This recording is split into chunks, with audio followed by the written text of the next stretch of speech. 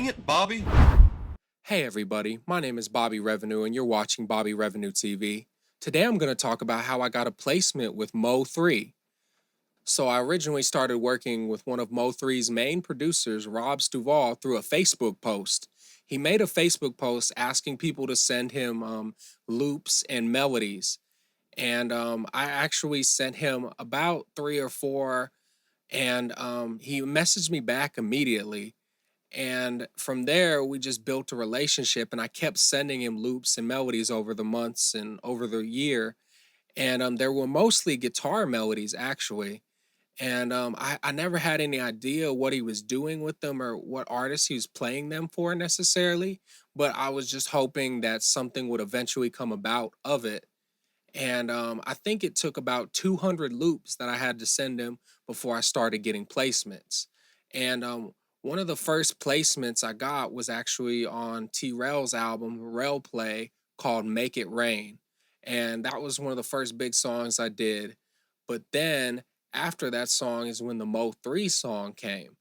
Now, how the Mo3 song came about or how I learned about it was Rob actually sent me a video first of just the computer screen in a studio where I assume Mo3 was recording at in Texas. And I heard my loop first, my guitar melody out the speakers first of the video. Then I heard Mo3's voice on top of it. And my heart kind of just sank, like in a good way, because I was like, oh my gosh, Mo3 is on this song. Because I knew Rob was working with Mo3, and I was hoping eventually Rob would show him a guitar melody or one of the loops that I helped create. And he did, and he actually made a beat, a whole beat out of it, and added drums and chords and made it a song. Then he played it for Mo3, and I guess Mo3 liked it enough to use it. So he recorded on it. And the interesting thing about the song is to me, he predicted his own death in the song. Because Mo3's manager, I think, actually said he talked about death a lot on this next album. And one of the lines that made really stuck out to me was Mo3 said, I got a gun, I'ma use it if they come. He's talking about he's with a girl, the song's a love song. He's with this girl, and if some guys run up on him, he's gonna use the gun to defend himself and the girl.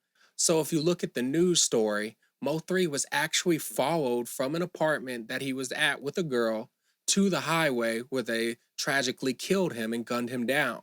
In my opinion, that seems like he predicted his death almost on some like Tupac Hail Mary type of record.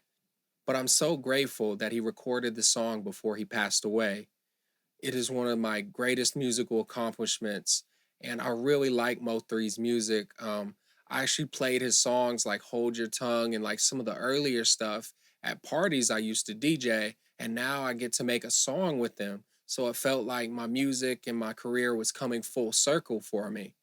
And thank you, Rob Duval, for giving me the opportunity. I really appreciate it.